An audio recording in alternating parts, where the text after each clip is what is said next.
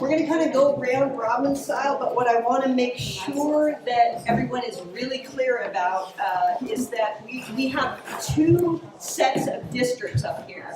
So Monica and Chris are going to be running for District 5, okay? And then Lani is running for District 1. So they're going to get the same questions, but obviously the answers are going to be different because they're different candidates, but they're also going to be a little bit more different because they're different districts, okay? So what we're going to do is we're going to go ahead and welcome each of the candidates for a 2-minute opening statement. I'm just going down the stage here, and then we'll keep going round robin style with the questions. So I'll go ahead and read the questions out.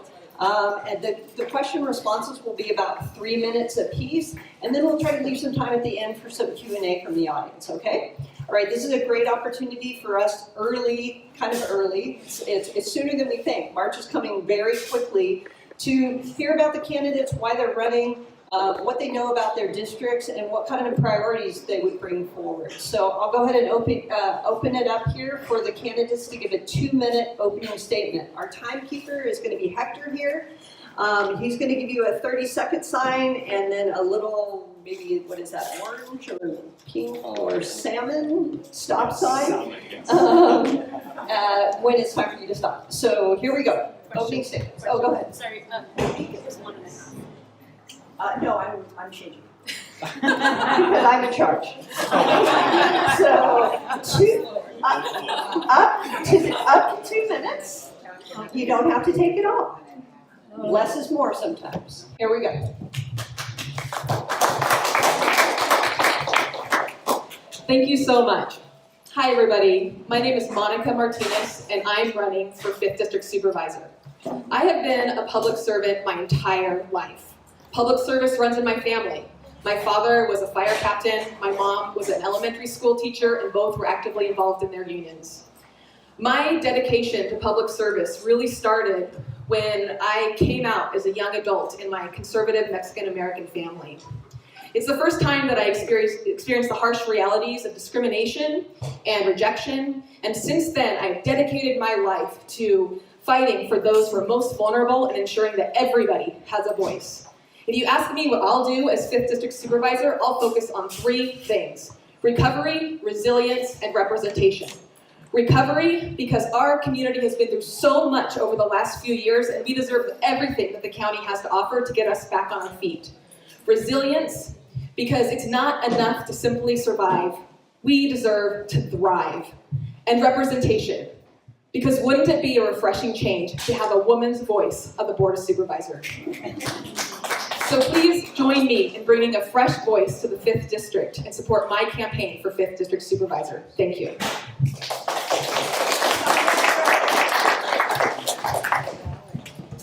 Go ahead, Lani. You can tell by my earlier question that I'm a rabble-rouser. I am really honored to be invited to this forum. Bernie Sanders is a hero and a role model for me because he has been consistently in action for over 6 decades as an advocate for the people. I'm running for 1st District Supervisor to bring honesty, integrity, environmental science principles, and community justice back to the role of supervisor. I am a kitchen table grassroots leader, and I look forward to working with you as members of this district to co-create solutions to the difficult problems we are facing today. My name is Lani Faulkner, and I am a scientist, mom, youth mountain biking coach, Sierra Club Executive Committee member, public transit activist, and an advocate for labor, LGBTQIA+, and BIPOC rights. I believe our county can be a leader in creating strong environmental, housing, and labor policies.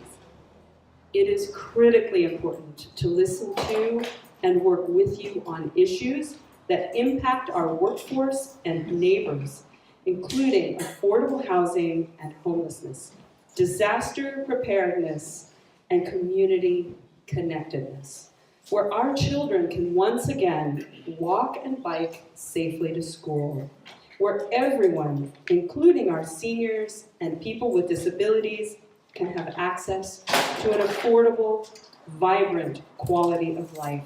Thank you so much for the opportunity to be here.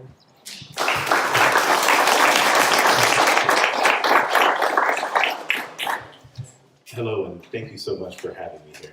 I deeply appreciate it. It's always refreshing and uplifting to see people who genuinely care about what's happening in their communities and in government showing up this way. So thank you.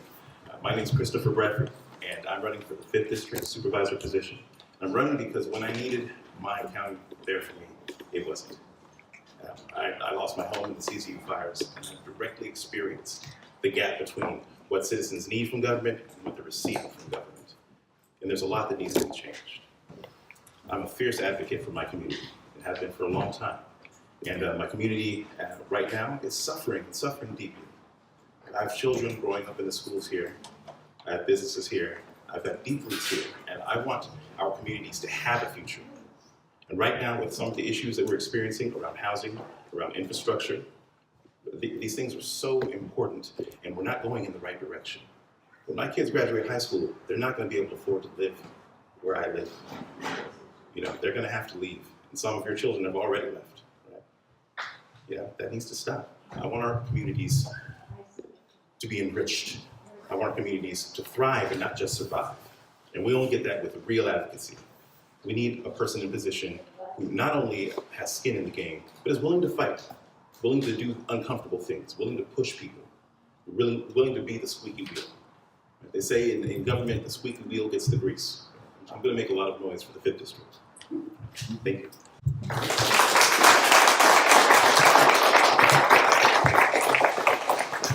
Thank you so much, candidates. So we're going to start off with a question. This is going to be the same question for everybody. So we would like you to please identify the top 2 issues in your district you are running for, and how would you address these issues if elected? And please try to be specific as you can about policies and tactics you might move forward to address these issues. Okay. Oh, I'm sorry. Yeah, 3 minutes. Yeah. Thank you for the question. As a candidate in the 5th District, I've been talking a lot to our residents about the issues that matter the most. And so this may change over time as I continue to talk to people. But the top 2 issues that I hear about the most is 1, the impact of climate change on our community, and 2, our lack of adequate representation. So to begin with, the impact of climate change. Whether it is the intense heat that we've experienced that increases our fire danger, or the incredible wet winter that we've had, and the storms and flooding and landslides that we've had, it has been such a difficult few years, decade, up here in the San Lorenzo Valley and in Scotts Valley in the 5th District. And we need to focus on recovery so that we can bounce back from these disasters, get back on our feet, help our neighbors get back in their homes as quickly as possible, but also prepare for upcoming disasters. We need to focus on vegetation management. We need to focus on building resiliency centers, recovery centers, when we lose our power, when we lose our access to our schools and because of road closures, right? We have a lot of work to do to respond and prepare for the upcoming impact of climate change, because we know we have a lot of work to do, but it's not going anywhere anytime soon. The second thing, I mean, this sounds really basic, but adequate representation. Sometimes when you're in the 5th District, all you want is clean drinking water, like our friends at Big Basin Water deserve. You want roads to drive on, right? You need basic power, basic broadband connectivity. Those are challenges that we experience in the 5th District, and we need an advocate who doesn't let us fall through the cracks any longer. We have been left up there to fight for ourselves, and yes, our self-sufficiency in the 5th District is a strength, but we deserve much, much more, and we need an advocate who's going to bring every single bit of public resource that the county and the state and the federal government has to offer to support our residents. Thank you.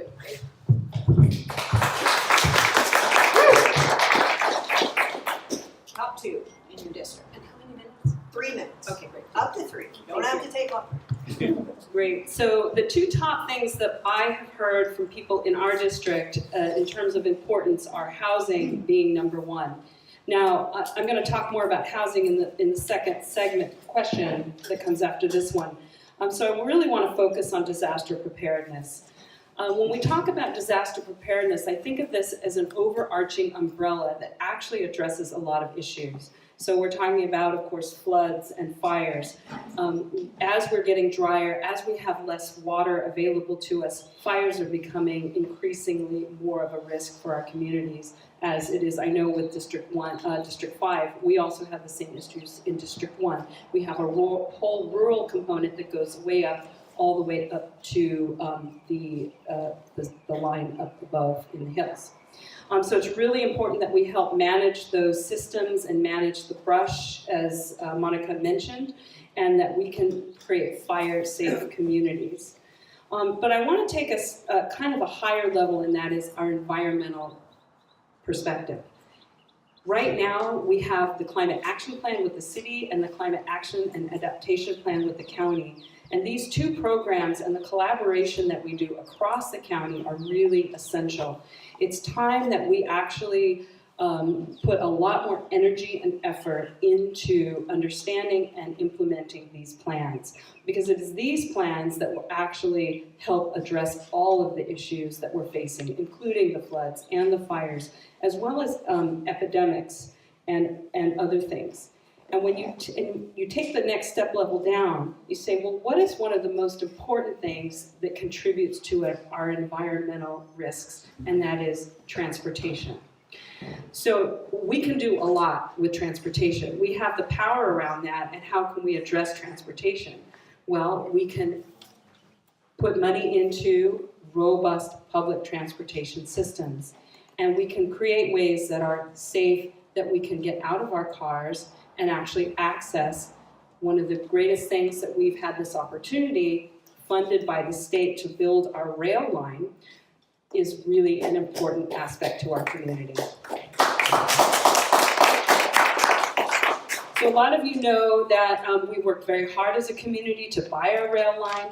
The rail line goes all the way from Watsonville to Santa Cruz, and that's something that we can put a lot of energy and time into supporting. And that's something also that the current candidate has actually been undermining. The state of California, with the CAFD, the Climate Adaptation Plan for Transit Infrastructure, that is one of their #1 priorities. And so we need to be in alignment with the state and federal government.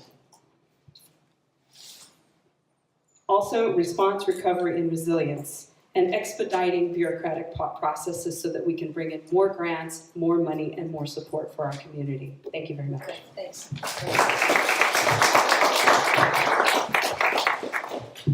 So the conversations that I've been having with my neighbors and what I've experienced myself have made it very clear that the two most important issues in my district, the fifth, are in. Hold your mic right up to Is that better? Yes. Okay. The most important issues in the 5th district are infrastructure and the cost of living. And these are broad umbrellas, of course, but when we talk cost of living, for instance, we're talking about housing, we're talking about childcare, affordable housing, and the lack thereof. This is a huge issue in the 5th district. I have neighbors who've lost the house that they were renting and been unable to find something affordable in the same range. And these are people who just rented 4 or 5 years ago, let alone older folks on fixed incomes who've been in the same place for a while. Right? We have a huge issue, not just with homelessness, but housing insecurity. Right? And a lot of that comes from county government. We have a situation where we've had a no-build culture in Santa Cruz County for going on 30 years now. And it may have been a great idea at first. I know we didn't want to become a bedroom community for a larger city like San Jose. But having a no-build culture is a negative build culture, because when you lose properties, they don't get replaced. And now we're in a situation where we are the most expensive county to rent in the country. That's insane. It's unacceptable. And the movement we needed to make to avoid that needed to be done 20 years ago. But we can start now.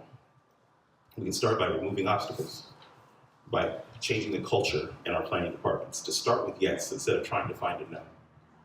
Getting buildings built. Right? We have to increase inventory.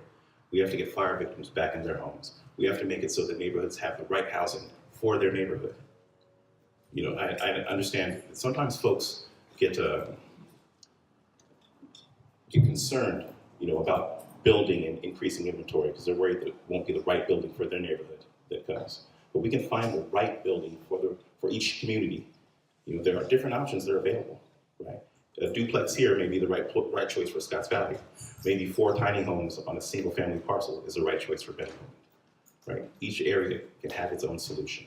So while the broader issue of reduced housing needs to be addressed and can be addressed by changing county culture, we have to be flexible. We have to be willing to try different things. We have to bring in people with fresh ideas, and we have to, most of all, be passionate about making the change that's necessary to move that forward. And when it comes to infrastructure, we have aging water facilities, we have aging roads, we have, unfortunately, public transportation that doesn't meet the needs of our community. All these things can be addressed by advocacy, by having a person who's willing to go and connect with Jimmy Panetta, connect with Gail Pelley, connect with Senator Laird, bring those federal infrastructure monies down to the county at the level where we can make an impact for our community and for our neighborhoods. And if we do these things, I feel like we'll have a great and bright future in the 5th District. Thank you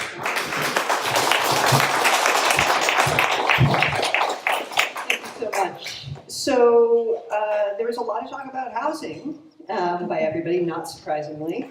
So next question is, what kind of housing do you believe is most needed in the district you're running in?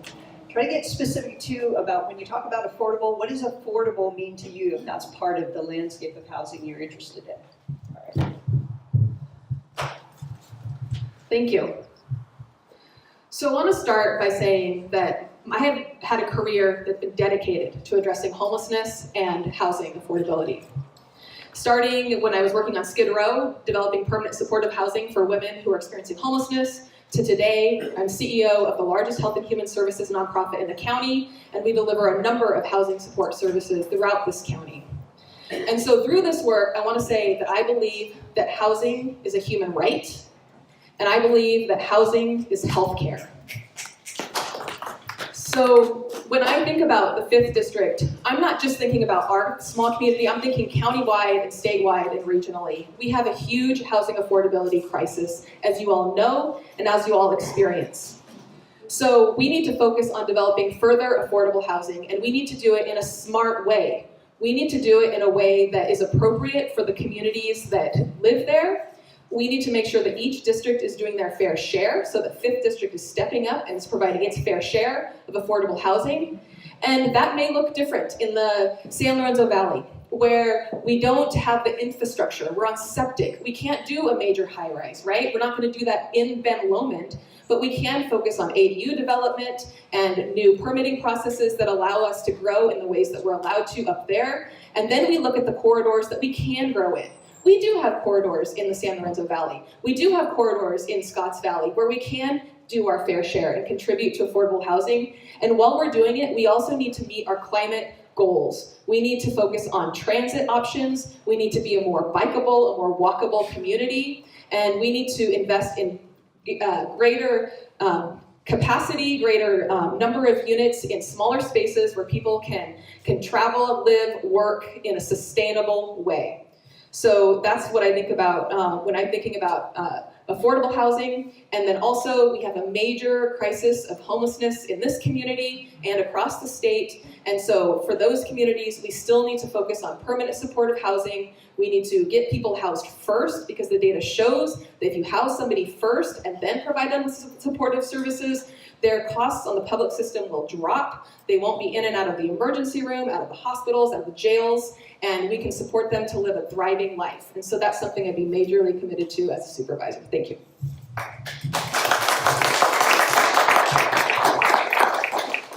Thank you. What Monica said, absolutely.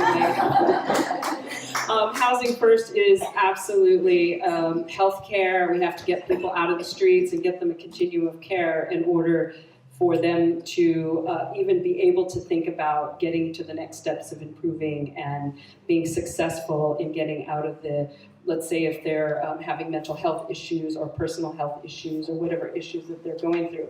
There may be some component of our community that will always be reliant on a continuum of care, but that's going to happen everywhere, no matter where we go. And so we have to be realistic about that. When I think about community and building housing and the kind of housing that I would like to see, I want to see the kind of housing that connects us. So what does that mean, connected communities, to me? It means that we build communities that do not separate us, but actually bring us together. It means that we create plazas and connecting spaces. It means that we create warm, cross-generational communities where naturally elderly people feel and interact comfortably with young and middle-aged people, and that there's a forum for that to happen in a natural place where you have plazas and coffee shops and playgrounds and community gardens and community spaces. I also feel that part of the disconnect that we have with our environment is the fact that we are disconnected with each other and we're disconnected with nature.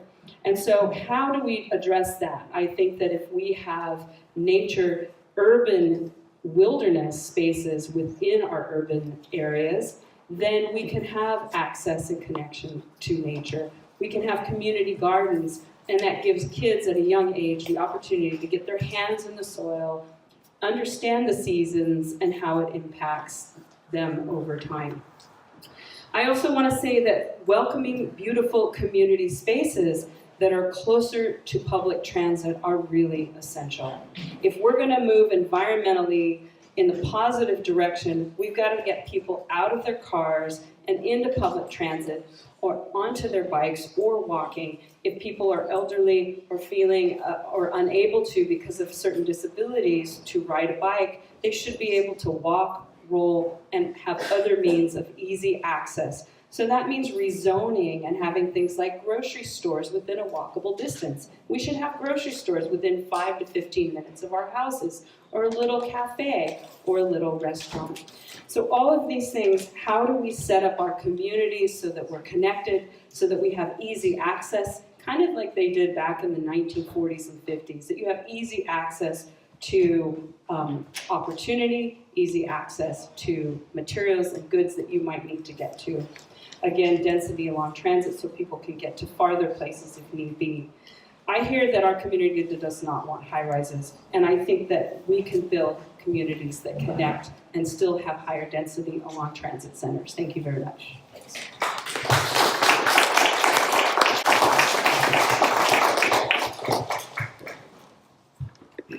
So the question being, what kind of housing does the 5th District need?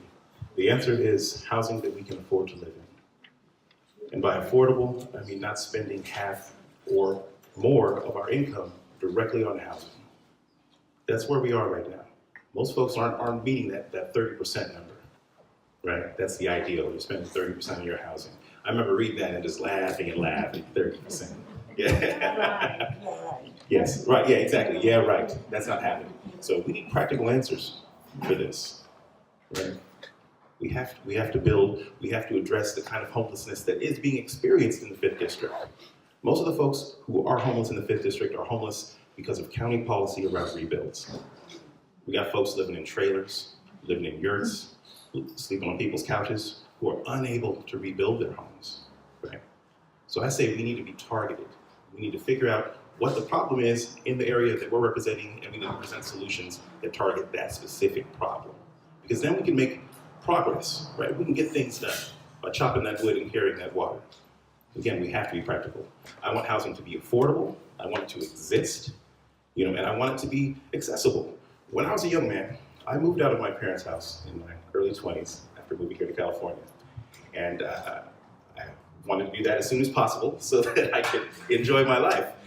So I got a full-time job at Starbucks, and working at Starbucks full-time, I rented a 3-bedroom townhouse in Campbell for $1,450 a month. And I was a bit of a spendthrift. I spent the $600 and got the master bedroom, right? Now, my children, who are much of them are 16, in 2 years, you think they're going to be able to rent a bedroom for $600 in Santa Cruz County? Highly unlikely, right? So the housing, in order to be affordable, one has to exist. We have to build.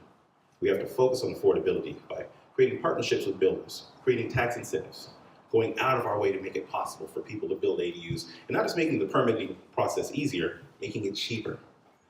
Right.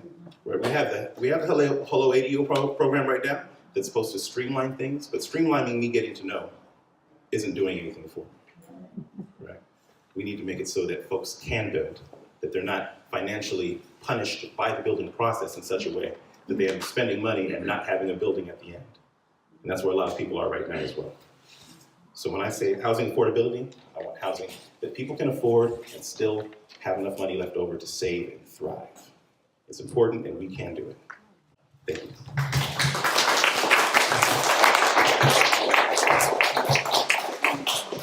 Okay, halfway through. How's everybody doing?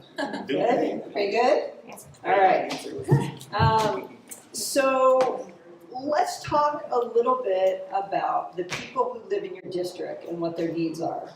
One of the advantages of a district system is that it's a little bit smaller chunk, right? And so we have a chance to really understand the people who live in the district and those priorities. So can you please give us somebody, the people who live in your district and what their needs are? And you guys all know, but it's 3 minutes. You're doing great. Thank you for the encouragement. So I want to begin by busting a myth about the 5th District. All right? So for those of you who don't live up there, you probably have an impression of who lives up there. And they're probably not people you're going to see in this room. They're probably pretty conservative, and they're probably somebody who wouldn't elect an LGBTQ supervisor woman. And I want to tell you that the 5th District is changing, okay? And I think that we're ready to have the very first LGBTQ supervisor in the history of our county. We are full of young families like my own. I've got 2 kids at the local elementary school. We are one of the last affordable, we know what that means, places in our county. So we've got a lot of first-time home buyers. We have a progressive community that welcomes diversity, equity, and inclusion. And I love my community, and I feel totally welcome raising the children that I'm raising in this community. We also have a tremendously hard-working community. Many people in the trades, many people who are working multiple jobs to make ends meet, many people who need and deserve everything the public sector has to offer and more. And they aren't getting it right now. They're not getting that support from their supervisors. We have an aging community. We have many seniors who are aging in place, and we saw during the winter storms what happened. You know, they were hardworking folks who committed to living in the mountains for the rest of their lives, but their driveway washed out. Their firewood got wet. They needed support and social services for the first time ever in their life. They needed to ask for help. And there's so much more that our county should be doing. Our social service sector is stepping up to do to support those seniors who are aging in place. Our residents are loving, hardworking people. Many are in the trades, many are in unions, and they deserve affordable childcare so they don't have to work multiple jobs. They deserve transit options. Not everybody drives up there, and man, if you take the bus, you're waiting a long time to get through Scotts Valley and the San Lorenzo Valley.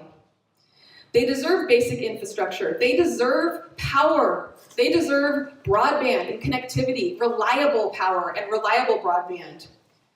And they need more from their representative and from their advocate to ensure that they're not left behind.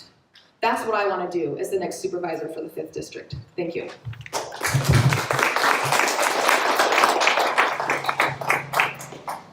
Thank you so much. District 1 is pretty diverse, and as it mentioned, we go all the way up into a very rural community, as well as along the ocean from the harbor, Opal Cliffs, and here in Live Oak. So we're a very diverse community. We also have a large percentage of our community is 65 years old and older, so we have a diversity of ages, diversity of incomes, and diversity of living situations. So we do have a high number of people in mobile home parks, and that's really important because it's some of the last affordable housing left to our communities.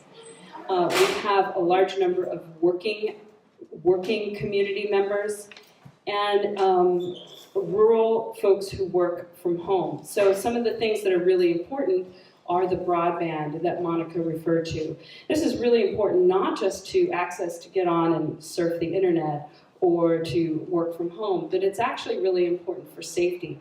Because when you have the fires coming in and everything is destroyed and you don't have access to broadband, you have no way to get information in and no way to get information out. So that's really, really critical for our rural environmental community members, our rural community members. Safety during rural disasters are some of the other issues. How do we make sure that we can get our fire trucks in and address landslides and other issues that we saw in the floods as well. We have a large number of retirees, so some of the issues that we need to think about are robust medical services, transportation, especially as people no longer drive, including lift line and access to groceries, activities, and safe walking in our community. So fire safety, road repair, I hear a lot from folks is very important. I'm hearing more and more from families about safe streets. We've seen that the rate of endangerment of people's lives, children, families that feel that their children can't even bike to school anymore because their streets are no longer safe for them to do so. So that's actually shared with seniors and any of us who ride our bikes around or walk. We have increasing mental health issues in our community, impacting people of all ages. Food insecurities, and of course we've talked a lot about housing insecurity this evening. And so I want to point out that our average home price right now is about $1.3 million. $1.3 million. And so that means you would have to have about $9,000 per month to afford that home. That's after paying $260,000 for your down payment. The average household makes about $3,300 a month. So you do the math, it doesn't work. So kind of addressing the last question, how do we deal with affordable housing? That's going to be really, really important, providing more housing, different kinds of multifamily housing for our community. Thank you.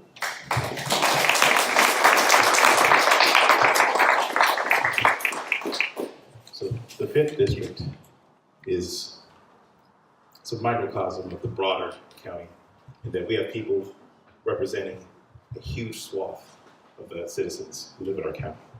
We have folks who are faculty at UCSC. There's a chunk of those folks down there in the 5th. We have folks living extremely rural up in Boulder Creek who may not be able to get fresh running water right now, depending on what's happening with Big Basin water at the moment, right? So we have a broad swath of individuals. But one thing that runs through for everyone is the importance of infrastructure and the importance of addressing this housing situation, right? It's something that matters to everyone. So when we're looking at the 5th district, we have to understand that there's not a one-size-fits-all answer for every community in the 5th. We have to know the communities that we're dealing with. We have to connect with folks in Ben Lomond, in Boulder Creek, in Pasatiempo, in Santa Cruz City, because that's how broad a swath of people we have in the 5th district. So it's not going to be enough to just address the large issues that we see that are extremely public. We have to get down there and connect with folks at an individual level to make sure that we can meet their needs. And that's something the county hasn't been doing. There hasn't been an aggressive transparency. There hasn't been an aggressive advocacy for persons inside our district. And that's something that I'm hoping to change as a 5th district supervisor. I think it's important. I think it's what's going to matter for people. Right? There are programs right now that have been in existence for a long time that could help disaster victims that they are not aware of. Right? There are grants available that people have never heard of because the advocacy isn't there. There's no one marketing. There's no one letting the community know, hey, this is coming up. This is something important that you need to be aware of that we're going to vote on. Right? I want that transparency. I want to be able to tell the community, this is what the board and I are working on together. What are your thoughts? Right? I want to listen and then respond, instead of voting on things based on whatever the politics are and then rolling out and trying to sell what I voted on to the people. No. We have to connect, we have to listen, we have to be present. And I think that's something that everyone in the 5th district wants, regardless of their neighborhood.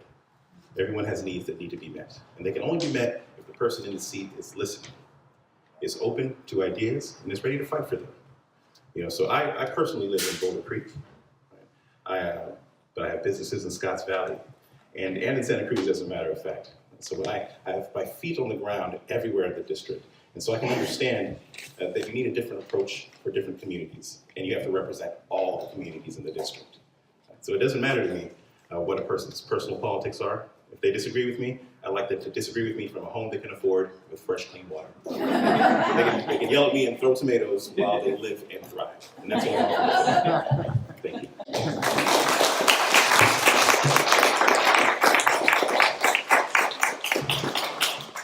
Okay, wrapping up here. So one of the roles of supervisors is working with the different departments and different agencies. We've heard a little bit about that through the recovery.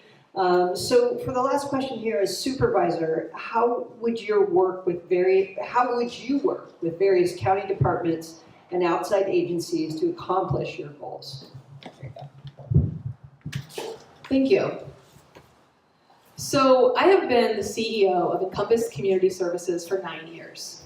We're the largest health and human services organization in the county, and I administer countless county grants and contracts every day. And so I thought maybe it would help by sharing an example of one of the ways that I work with various county departments and agencies to support our community. So several years ago, we looked at the data and we recognized that there's a huge disparity in high-quality behavioral health, mental health, and substance use treatment in the South County region of our county. As a county, we had the resources to operate services, right? So I worked with the probation chief, with the health services agency director, with the human services agency director, to get commitment of funds so that way we could support the South County community, predominantly the Latinx community, with the services that they need. But they didn't have the funding for the capital development. Because while our county has a big pot of funds, they didn't have the funding that we needed to develop a new behavioral health campus. So then I started to work with our state and federal partners to bring funding into our community. We got a major grant from our managed Medi-Cal agency, $2.5 million. And we started to look at the data and we saw that other areas across our state were getting behavioral health infrastructure funding, but here on the Central Coast, $0. So I advocated and I worked with Senator Laird to bring forward funding specifically for our region. And we applied for a grant and didn't get it the first time. We worked again with Senator Laird. He worked with the governor's office, and collectively, we were able to get an award of $9.5 million to develop our behavioral health center that's about to break ground in Watsonville in the next couple of months. It is a county supervisor's job to take the resources that are available within this county and leverage them to maximize the resources that come into this community. It's not enough just to spend the money that we have. We have to collaborate, we have to partner, we have to be creative, we have to listen to our communities, we have to look at the data, and most importantly, we have to use equity as the lens that we use to allocate those resources. As a supervisor, I can't imagine anybody who has more experience navigating the county funding process than the person who's been the CEO of this large, complicated nonprofit for so many years. And I'm ready to take that experience, the relationships that I have existing in this county, and my commitment and dedication for equity and justice to help support those in the 5th District and everybody across this county. Thank you.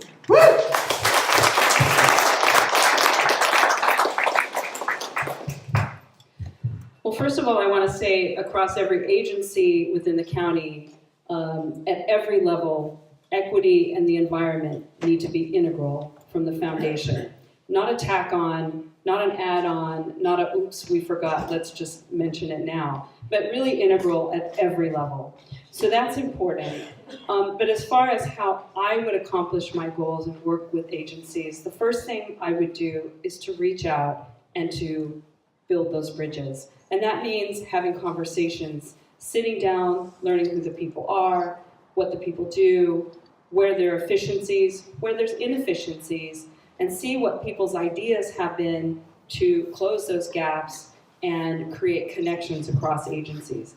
Because I know for some of you who've been working in the homeless and health services agencies, you know that maybe there are redundancies and maybe there are areas that there are gaps that need to be filled.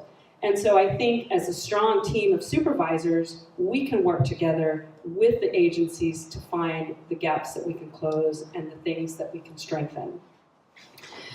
Definitely wanting to find common goals and draw on people's expertise and passion. If people are doing things that they don't enjoy, then they're not going to do the best job. So let's find the right places for people in the work that they want to do. I think it's really, really important that we look at funding outside of the funding that we've been receiving so far, and I know Monica spoke to that. There's a lot of grant money on the table, and we will work hard to do that. I know I worked as a board member of Friends of the Rail and Trail. We worked really hard to fight Measure D. We won against the Measure D. We kept our rail. But part of that work is actually finding grants, and so I was one of the first people to bring a grant into that agency. And that's really important at a supervisor level, that we help the agencies and our work finding more grants across the county. I think it's also important to mention here that we need a PLA. We need a PLA for our labor forces across the county. We need to make sure that we're paying people a living wage. Because one of the greatest systemic problems in this country is the fact that we have this growing wage gap that has grown out of control. And quite literally, it may be beyond the role of supervisor to address that nationally, but we can do things here locally to ensure that we close the gap financially for our local workers as much as possible.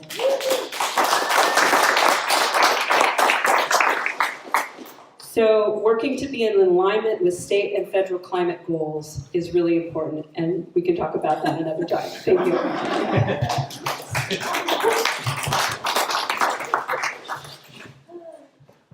So when it comes to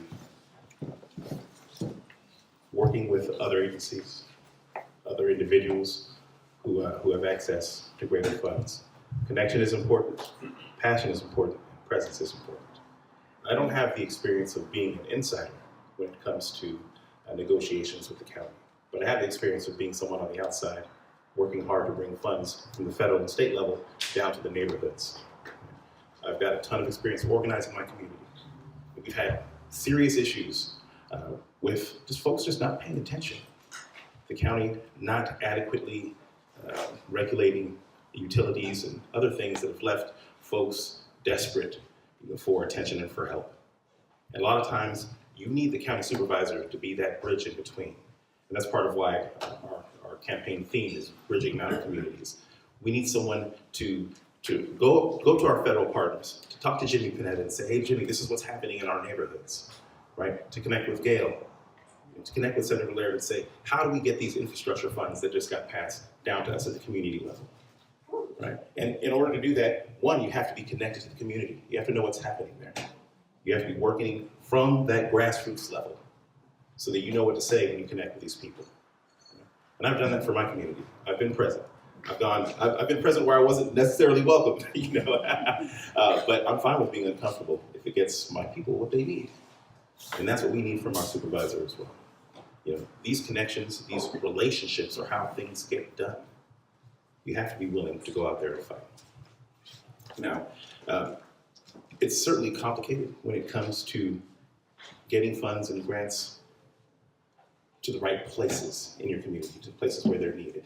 Some things require a public partner where you might have a private company that's causing the issues that people are experiencing. So we have to be creative as well. Right? In order to do that, sometimes it helps to be from outside of the structure. It helps to be a person who's experienced where the structure has failed, because then you can find those gaps and close those gaps. And that's what I've been doing for my community for a long time. And that's what I'll do for the rest of the community as well.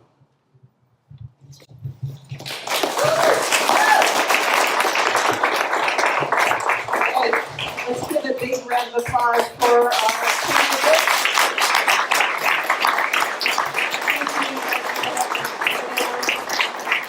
Again, Chase Bradford running for District 5, Lani Faulkner running for District 1. Thank you so much, candidates, for taking your time.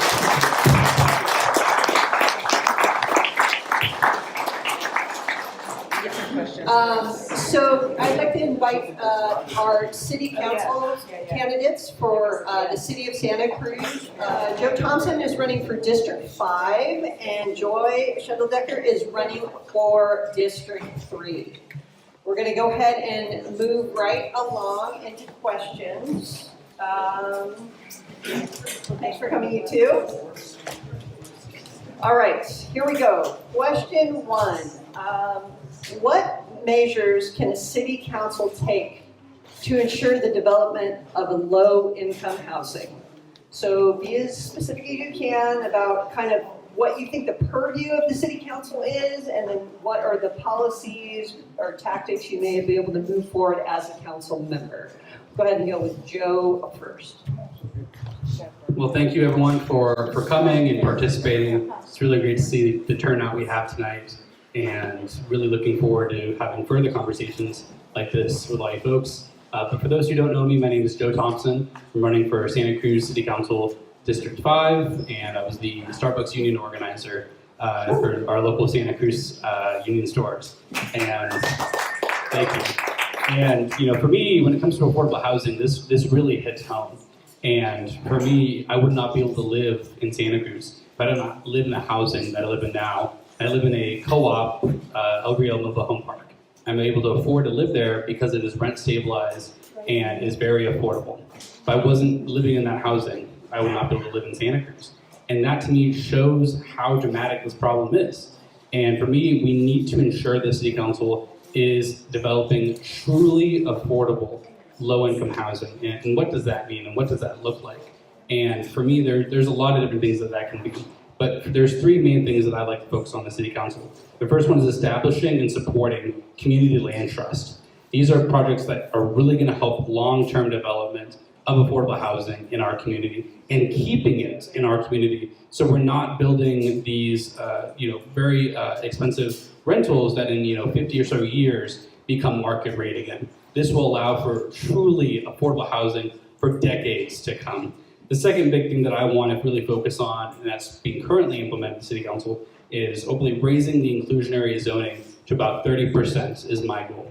Because right now what's happening is we have a 20% inclusionary zoning. And that means that 20% of any affordable housing project usually is going to have affordable units come along with it. But in reality, when it's being built near transit, exactly where we all know it should be being built, a density bonus gets applied. And that can lower the affordability levels from 20 down to 11%. That is not enough affordable housing. And currently we can't just raise it back from 11 to 20. But what we can do, and what I discussed with the city manager, is possibly raising the inclusionary zoning to 30% and having a waiver for projects that don't meet those density bonus requirements. That means we're getting a truly 20%. That's still not enough affordable. But we need to look at the reality of our housing crisis and start tackling those steps head on and continue to fight for more affordable housing that people can really afford to live in. And lastly, we need to partner with our nonprofit leaders in developing really close relationships with them. We cannot be leading to more market rate developments. It is not helping anyone. We need truly affordable housing for students, for seniors, and local working families to be able to afford to live in Santa Cruz and make Santa Cruz strong. So please, help join me in my campaign and help me move Santa Cruz forward. And thank you all so much for being active in our community.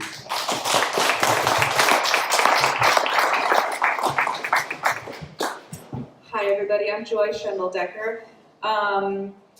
You might know of my politics from my mayoral run last year, and my platform and positions haven't changed very much. So,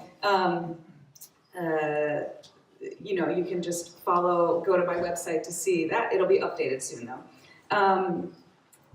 And I have some specific things that I've been thinking about with housing. I think there's something foundational that we need to work on in order to get past this sort of 60-40 split in our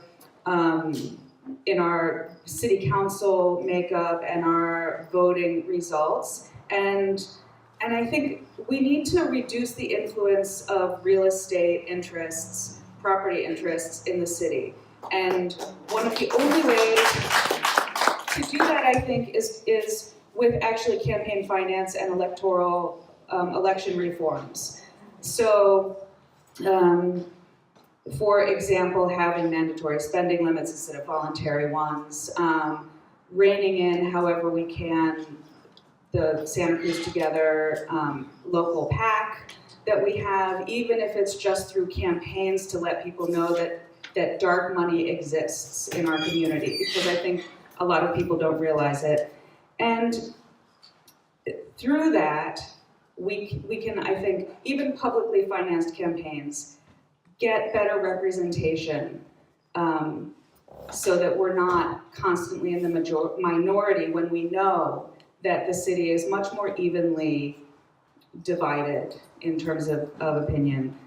We also need to reform our permanent planning department, similar to the county, although we haven't had the devastation of the CZU fires. We've been dealing in our own house with the permanent planning department for the past year, and it's a bit of a nightmare.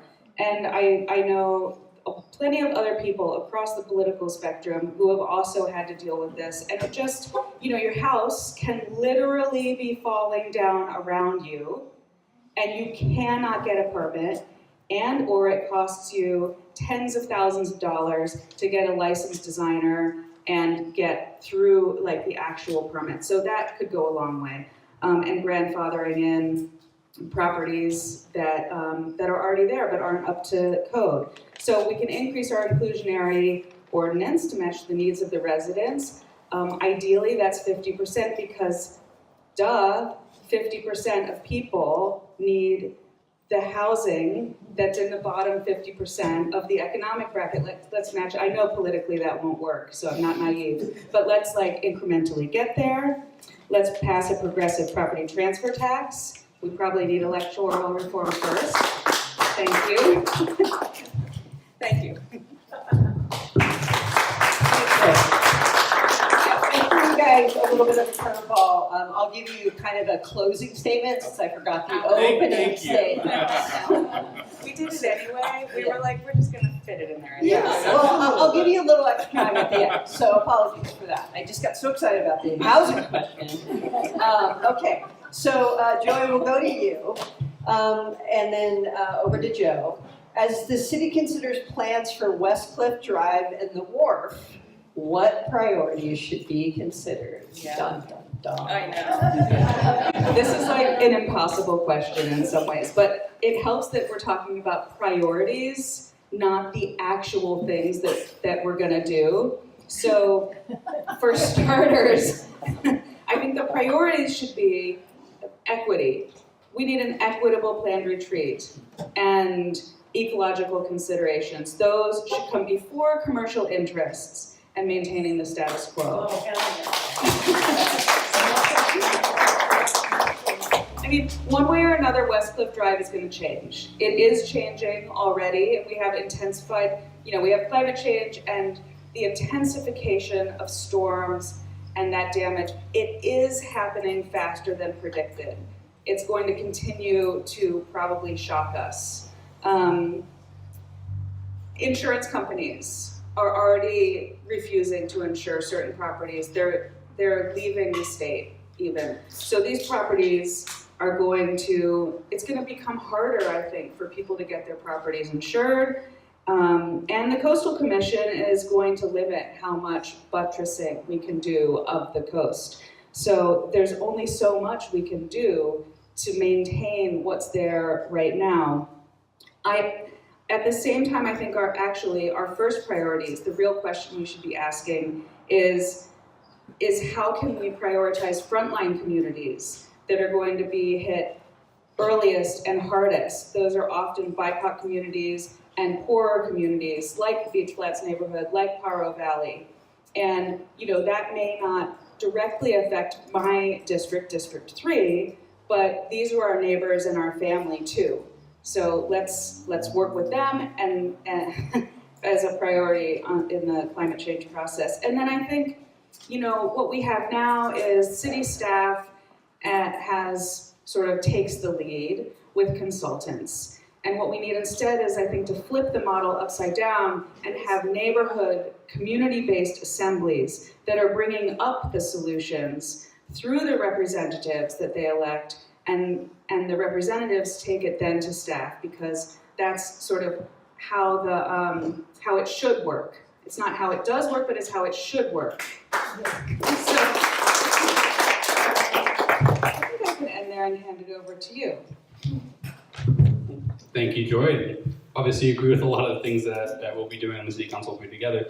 But for me, when it comes to Westcliff and the Wharf, I think there's three things that I would like to focus on and would like to see the council do. And I do recognize that, you know, there might not be a progressive majority this cycle. But my hope and my goal is to get one in 2026. And so I'd like to focus on three things, and those are the preservation of natural beauty. We all love Santa Cruz. That's why we're here. It's so beautiful. We love our community. And preserving that natural beauty of Santa Cruz, I think, is going to be really important. You know, I remember when I first got here, I loved to go to Westcliff Drive. And I remember, like, one of the first nights I got Pizza My Heart. They're just sitting out there eating it. And it's just one of those nice things that you can enjoy. And I think that's why people love it here, is because we have such a beautiful community. So prioritizing that, we want this to be beautiful for generations to come. And the second thing is resilience to climate change. Westcliff Drive is going to change. We all know that. It's already happening. We're already seeing it. But making sure we're preserving it for generations to come as well is going to be really important. And it's that planned retreats or whatever we decide to move forward has to be with the full community support. Bringing people together, having those conversations. And I remember going to the first meetings where we're talking about Westcliff Drive, there was probably about 100 people who showed up to really just learn about the history of how much this has been happening for years and decades. The slow erosion is just going to continue happening, and climate change is only going to exacerbate it. And that this coast is always going to be changing. And we need to make sure that we're protecting our community, protecting our low-income residents who live in these areas, and making sure we have equitable climate policies that benefit everyone. And lastly, specifically when it comes to my district, you know, we're looking at this and making sure we're protecting the residents who live near the San Lorenzo River. Last year, during these floods, we recognized that we were very close to having major flooding issues. And now the city is repairing a lot of the things to make sure we get those FEMA money and disaster relief funds so we can make sure that it doesn't even come close to happening again. And lastly, the one thing that I really would like to see the City Council prioritize is public access and recreation. We want to bring communities closer together. We want communities to thrive and be able to have shared public space. We don't want it to be commercial. We want it for communities to be able to come together and celebrate and have joy and have fun and recognize that this is what Santa Cruz is meant to be. Having those close communities where we can come together and celebrate and bring joy to our coast. That's what I would prioritize in the Santa Cruz City Council. that is in the strategic plan. Find your joy in Santa Cruz. No, it's not. They took it out. They took it out. It was. It was. I thought that was so funny. Oh my God. Oh my God. All right, moving on. So what accountability, and we'll go to you, Joe, what accountability, if any, does an elected official have to a unionized workforce? And how will you demonstrate that? Well, as someone who, when, you know, basically in my first job, organized their workplace, I think unions have a very special place in my heart. And currently there's 3 union actions I hope you all would join me in supporting. There's UPS getting ready for their strike. It'll be coming up on August 1st. That is specifically in my district. It's happening near the Costco. I forget exactly what street that's on, but if you go to Costco and you'll see it right there, it's right behind, near the gas station. And that'll be coming up on August 1st. And the next one is Unite Here. I believe they just voted on a strike authorization vote yesterday, so that will be coming up soon as well. And I imagine we'll be hearing from Jeffrey from the Labor Council about when to go to that. And lastly, you know, I'd be supporting our writers and other workers who are going on strike in LA too. Anything you can do to support those actions will be really important. But for me, you know, working directly with unions is going to be my priority. And I already met with the building trades representatives, was endorsed by the Building Trades Council. And to me, it just shows that we need to be working in step and partnership with our union brothers and sisters, because we need to protect our working families and keep good union jobs in Santa Cruz. Santa Cruz is a union town. We all know this. We have the first 2 unionized Starbuckses in the entire state, right here in our backyard. We had the first ever historic SEIU strike that happened last year as well. We are pro-union, and the council needs to represent that and respect that. And on the council, one of the first things I hope to do is put forward a project labor agreement, a PLA or community workforce agreement. That specifically will help ensure good local union jobs. Now, specifically why I want to do that and why I met with the building trades was because there's over 1,000 applicants for skilled and construction trained labor that are waiting. They want good paying union jobs, but they're waiting to be trained because there is not enough spots for them to have a guaranteed job. But there is 1,000 workers who want to get into this important and meaningful work that are just sitting there waiting. And if we have a project labor agreement in Santa Cruz, and we have one in Santa Cruz County, that'll mean that those workers are getting trained and will be in our community for years to come. And another reason I want to have a PLA in Santa Cruz is because a lot of undocumented workers, specifically those in our South County, are coming in Santa Cruz, and they're being threatened with wage theft and having a lot of other problems as well. And that specifically having union representation on job sites will make sure that they are getting paid well above, the wages that they deserve, getting prevailing wage at about $90 an hour. That means that we'll have good people who can afford to live and work in Santa Cruz and make our community thrive. And that's exactly what I'll be fighting for in the Santa Cruz City Council.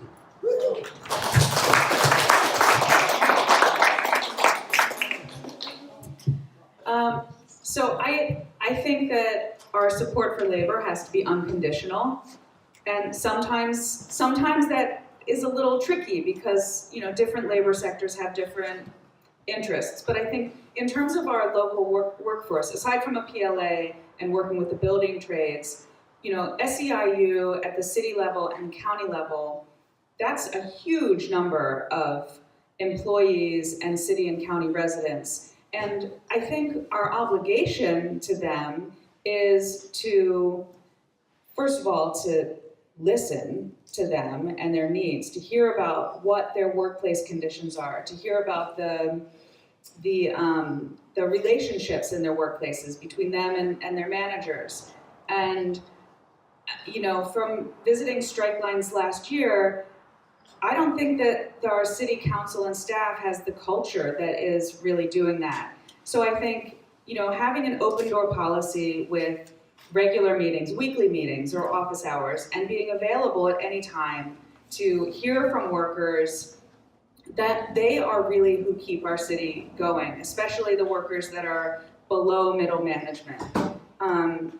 They're doing the work, they're underpaid and understaffed, and we have an obligation. The city council works for their constituents, and they work for their employees.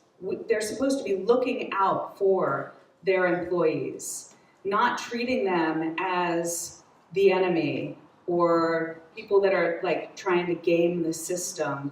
They're the employees are just trying to make enough money to live, to not have to live in a van, to be able to feed their kids, to not have to drive 2 hours to get to work both ways. So that's what I think the accountability really comes down to, just on a really local level, is just being available, listening, advocating, and not being a jerk during negotiations.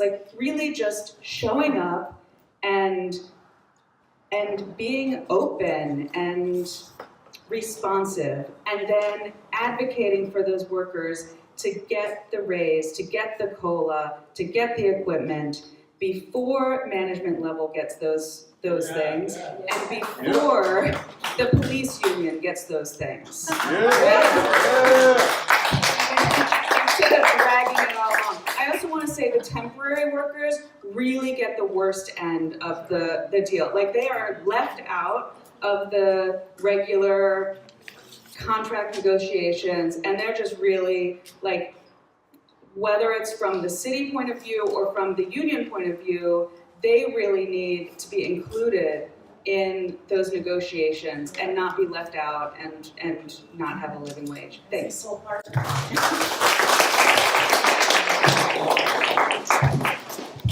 All right, rounded the corner here. This question is really interesting to me as somebody who's been a planning commissioner for a bit and got a little bit of insight about how much of seemingly the city agenda is driven by staff as opposed to our elected officials and the appointed commissions that are supposed to represent the people who live in Santa Cruz. So this question speaks directly to that. So please describe your understanding of the relationship the city council has to various city departments and outside agencies. And so it doesn't necessarily have to be how it is now, but how you envision it. Who went first? Don't know. I think you. Yeah. Okay, all right. So, all right, fine, I won't go on about how it is now. I did include that here. And I already talked about this We can talk a little bit about it. in my other response, right? Like, what we seem to have right now is a very top-down model, which is not how it's written. That's not how it's supposed to be.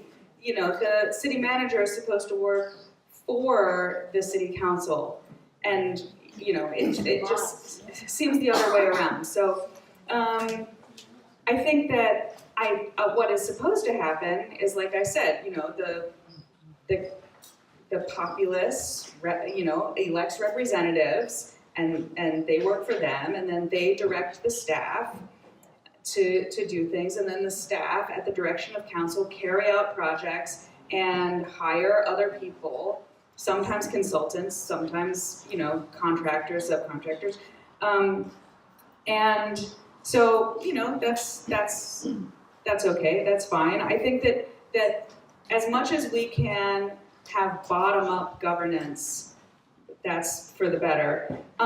Speaking of advisory bodies, I have applied for many advisory bodies in the last few years, and even when I was the only applicant for the Transportation and Public Works Commission, I was not appointed, and they instead extended the application period so that they could get more applicants, and then they appointed the person that they wanted, that they, you know, invited to apply.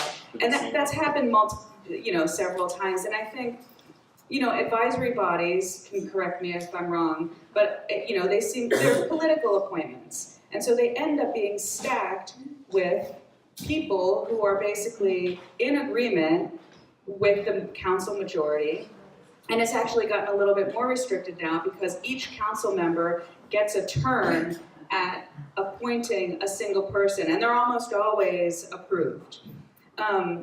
So what happens is council members are it seems like they're kind of told what they want to hear already. Like it's a political assessment of an issue being fed to them, not an evidence-based assessment, maybe more often than not. And so, you know, maybe we should be doing these by lottery instead of by political appointment. I know that would be a radical idea for some people, but I think there are more fair ways, like ranked choice voting, like choosing people by lottery, much more representative. You may end up with people that you disagree with on there, but that would be more democratic.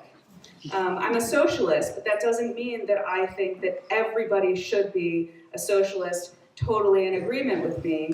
It is necessarily a democracy, and we will disagree, and we have to work together. Thanks.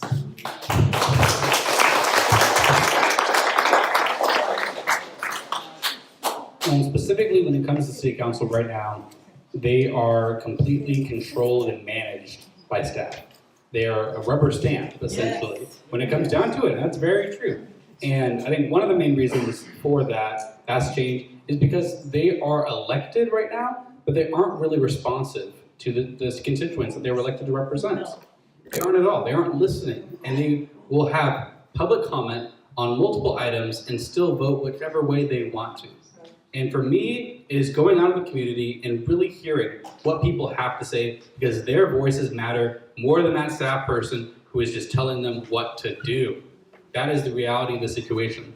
And for me, when it comes down to city council, having known and now talked to a lot of council members from all across our region, from San Jose, Santa Clara, from Capitola, down to Monterey, and even beyond, this is not the way it is designed to be. It is designed so the elected officials have and direct staff to do what their priorities are, not staff telling what the elected officials to do. And one of the things that I think will really help change this dynamic, and that I'm actually going to be fighting for on the council and working with other cities to do, is recognizing that we also need to make sure these elected officials are being compensated fairly. Currently, our city council is one of the highest paid in the region, but is getting $20,000 a year for essentially a full-time job. Now, luckily, for me as a student, this is just as my, just getting into the labor force, that is something I could probably live on. I'd have to have a tight budget, but it's almost impossible. I'd have to have another full-time job to be able to afford to live in Santa Cruz. And to me, it's really getting so the elected officials have to represent their communities and make this their job. If they are working for a nonprofit or a developer and they're on the city council, that is a conflict of interest. So making sure that they have this as a full-time responsibility will be an important project of mine, and working with our neighboring communities to make that a commonality throughout our entire region. And lastly, I'll just say too, when it comes back down to the commissions, I was lucky to be appointed by Justin Cummings to be on the Substance Use Disorder Services Commission, where I've been doing good work to advocate for xylazine and fentanyl awareness and the overdoses that we've been experiencing in this county. And recently at our last Substance Use Disorder Services meeting, we talked about exploring a possible declaration of emergency for what is happening in our county to respond to the increase in fentanyl and xylazine. And luckily that was a very political appointment. I supported Justin, and that to me, I feel like it helps build our teams, but it's a very political, and it can sometimes be a problem as well. And that's why I think it should be a more fair and open system, and have the ability to talk to people and really hear what the community wants and represent the people that you are elected to represent, not the highest donors who wrote a check to your campaign.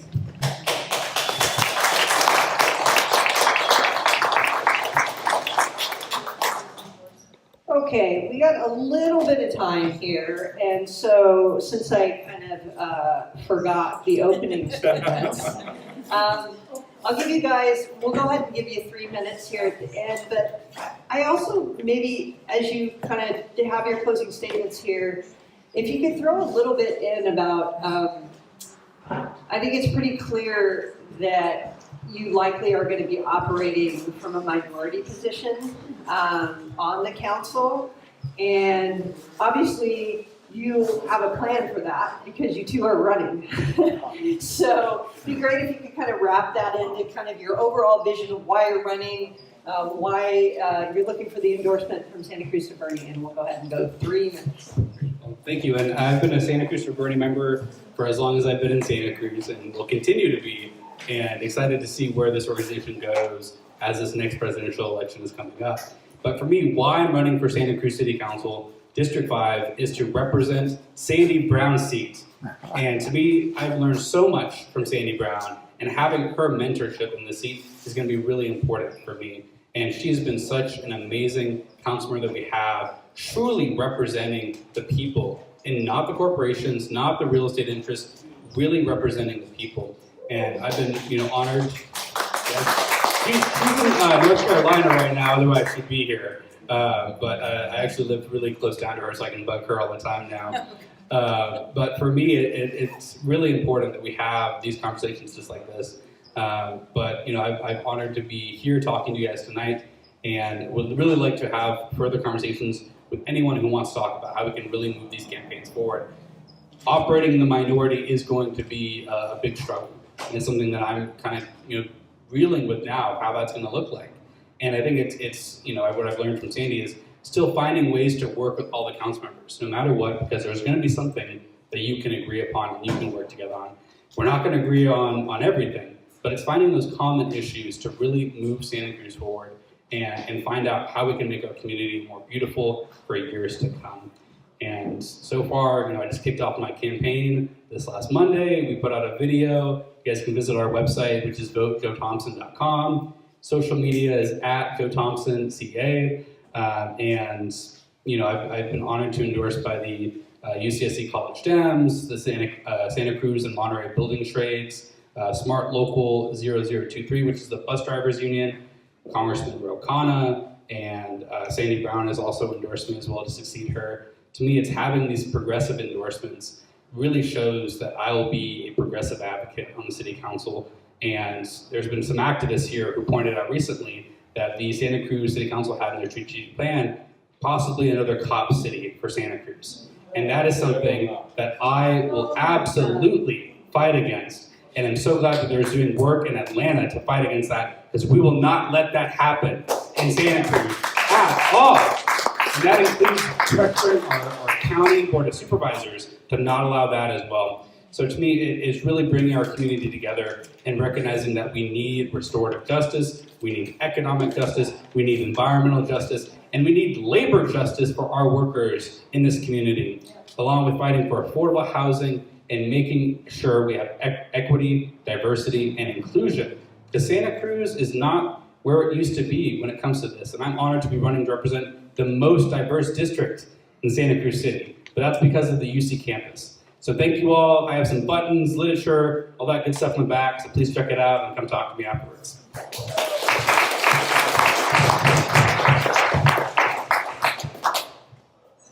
Yeah, so I agree with yes to Joe, and that, it's a bit of a challenge to decide to run for a position when you know that you're likely going to be in the minority. It's unfortunate that nobody from District 1 or District 2 on the east side has made it past the hurdles of internal and external barriers to taking that leap. It is intimidating. On the plus side, running for a district is theoretically cheaper and easier than running as for an entire city. So I'm looking forward to that. My opponent will most likely be Shebreh Kalantari-Johnson. It'll be interesting to see whether anybody else joins the race. It could be tough, but I feel like even if I'm not able to be in a position of a majority, which would be wonderful, it's important to be a voice for justice that just gets it in the record, that asks the questions, that doesn't just let things pass by and just have the status quo become even more entrenched. It's important to get up and make the comments sometimes. And just to plug Reggie Meisler, my Santa Cruz Cares comrade. If you follow Reggie on Instagram, he made a really great clip of the city council meeting that Joe mentioned, where they talk about the strategic plan, and they really did not like the catchphrase about finding your joy in Santa Cruz, and it's pretty hilarious. You could not make it up, right? So follow Reggie, go look at that because it's hilarious. But I do want to bring, my website is joyforsantacruz.com. It's pretty easy. I like a pun, but I do think, reducing inequality, raising the floor for people who are on the bottom, finding housing where you can, whether it's people living in their vehicles or in a safer place, in a tent, that is better than the policy that we have had of enforced itinerancy, just moving people around and around. I could go on and on about that. So that's, the oversized vehicle ordinance really got me paying more attention to city council stuff and to the injustices that majority that's backed by the Real Estate Association of California they are backed by outside interests and they don't represent us. So it's my time to stop, but in the back, I have some flyers and some Joy for Mayor buttons. I did update the flyer, but if anybody's able to donate just a little bit a month, that would be amazing so that we can make better flyers, and I really look forward to being on the council. Thanks.